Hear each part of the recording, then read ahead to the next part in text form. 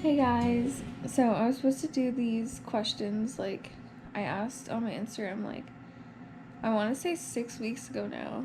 I just haven't had the time to do them, so I'm going to do them really quick. And I'm doing them lying down because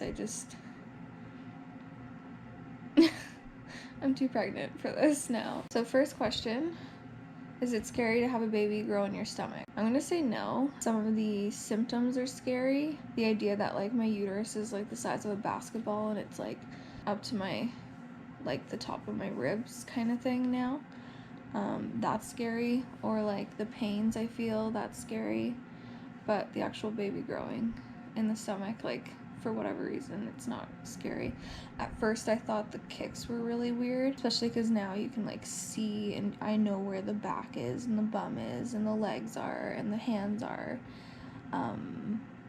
So at first that was creepy and hard to get used to, but now it's fine. Oh, elaborating, you were always one person, but now you carry a baby in your stomach. So yeah, I guess that part's a little weird, is everything I do, I know that it's not just for me now. So I'm very excited to have my individuality back. I don't have to worry about the baby because it's guilt times 3 if I have a cheat day or miss my workout, even though I'm hella pregnant. So if I miss a workout, it's okay. My body needs the rest and whatever, right? But you feel so much more guilt about everything, and I just want to go back to being able to having my ice cream or bag of chips or whatever it is and not feeling oh my god, I'm ruining my baby, if that makes sense. How much did you need to increase your diet because you're now feeding for 2? So I think for the first 20 weeks you're not supposed to add any calories, and then now it's 300 to 500 extra calories. So I have about 300. Well, I'm supposed to have an extra 300. I probably have more 500 extra. But I'll do that, and then I'll just make sure I have a nice long walk every day. Did you experience any physical pains or emotional distress due to pregnancy? Physical pains, I have my interstitial cystitis, and it really flared up in the first trimester for whatever reason. I think it was all the hormones all at once, and then my body getting used to that increased level of hormones, because now I have more hormones technically than the beginning, but my body is used to it now because I've been doing this for 7 months now. Emotional distress, you get the regular emotions you already do during pregnancy, and then also we're in a pandemic, so a lot of the baby books that I have say that I'm supposed to be limiting contact with people anyways, because your immune system's so low when you're pregnant and you're immunocompromised. But I don't think they mean this reduced. I mean, we're in a pandemic, so we need to be this reduced. So in that sense, yeah, I miss my friends, I miss my family, I miss doing normal things. I used to be someone who's always doing something, and now I can't do that, and I haven't been doing that for a year now. But I mean, I still have work. Things a lot of people are not that fortunate, and I have Alex, so I have someone to live with, right? I have a lot of Zoom stuff too, so I'm pretty lucky, but still, for the middle of my second trimester, that was really hard emotionally, because that's when I start, around 20 weeks I started to show to the point where you could actually tell. I think 24 weeks there was no hiding it at that point. So that was a little bit close to the end of second trimester, but getting there, that's hard too. My body's changing and reduced mobility, and then I had I think 22 weeks I had symphysis pubis dysfunction, which didn't really make sense because I didn't look that big. I had only gained 10 pounds at that point. So it didn't really make sense to anyone why I was having those pains. Turns out it was just I needed a chiropractor and all this other stuff, but it was kind of scary thinking that maybe I could maybe not walk by the end of this, which is what they told me at the OB. That's a whole other story. Thank God I have my midwife, that's all I'm gonna say. They tried to give me codeine and all these other things to a pregnant lady, and for that reason I will not be saying my OB's name because I don't want to slam her or anything, but holy crap, thank God for my midwife. Thank God for me advocating for my own health and researching about chiropractors and my pelvic floor physio and my massage and stuff. And at 22 weeks I could barely walk for 10 minutes because of the pain, and now I have an hour walk every day.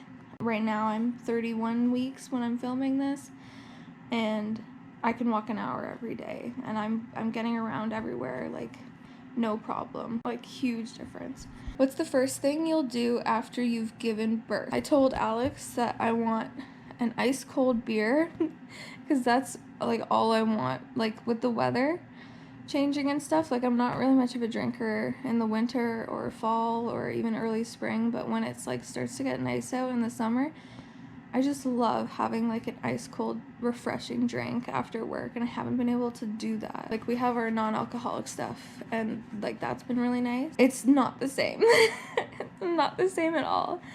So yeah, I want my Molson Canadian. That's what I want.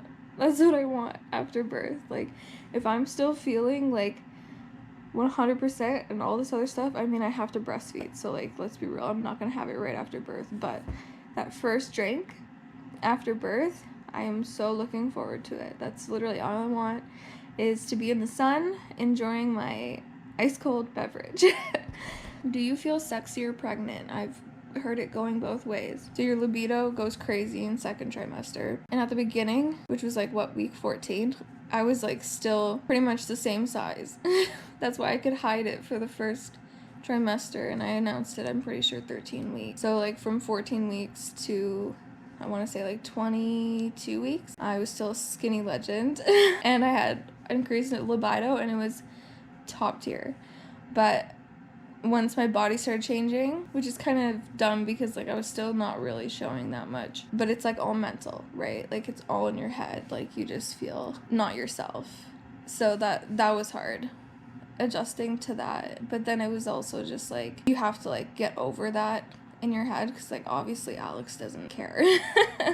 He doesn't care. Yeah, I would say it was a roller coaster of emotions, because it's like, I have high libido, but also I'm getting like real fat. So and like reduced mobility, I can't do the same things I was, you know what I mean? I can't walk, like I waddle, right? Like, that's not sexy. Waddling is not sexy. So I would say it's like 50-50. Depends on the day. Have you received any unsolicited advice about pregnancy or raising your child? Yes. The answer is just yes, okay? Like, everybody has an opinion. I try to keep in mind that people are just trying to help. A lot of people I know that won't even have children ever, they have the most to say about it. They're like, oh, I read this, and here's this new study, and yada, yada, yada. And I'm like, okay.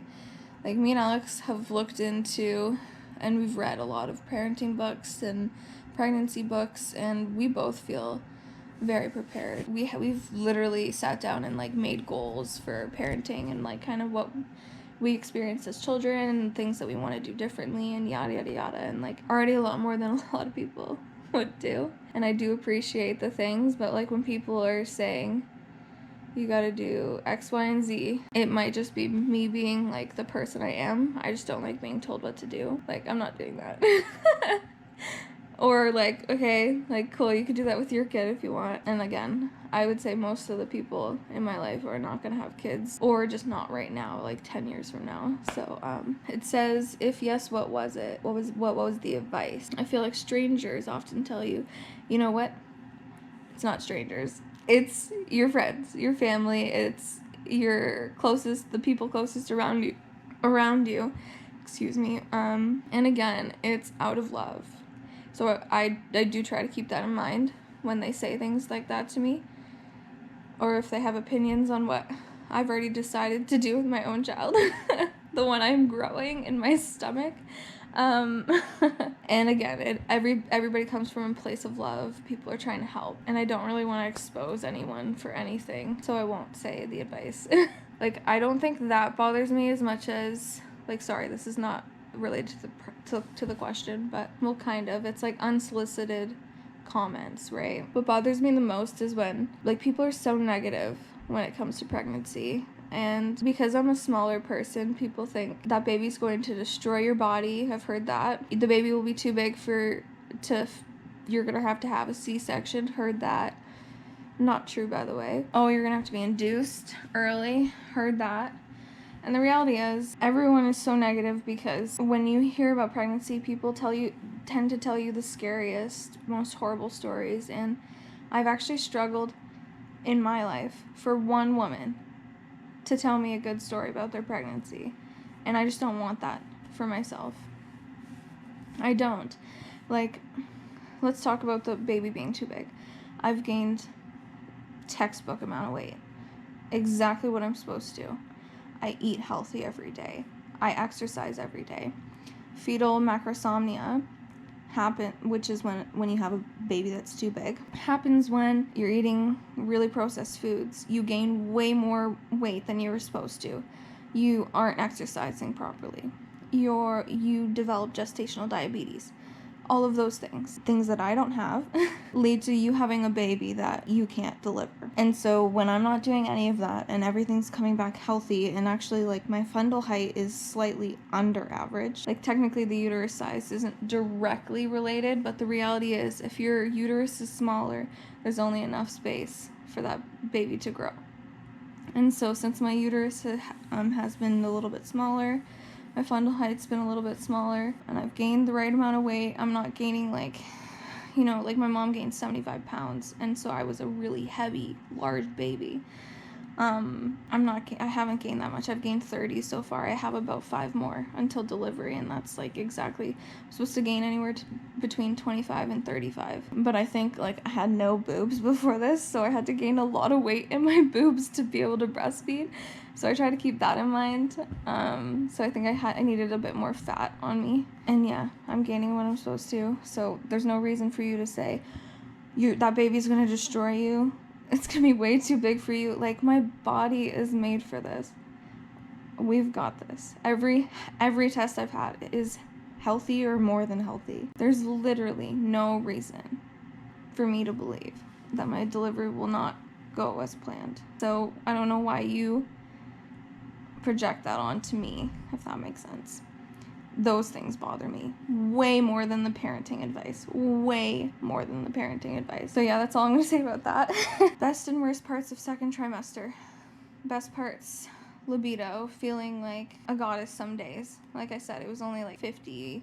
I would say, okay, let's say 75% of the time I felt really good. Other 25% I was like, I am a beluga whale.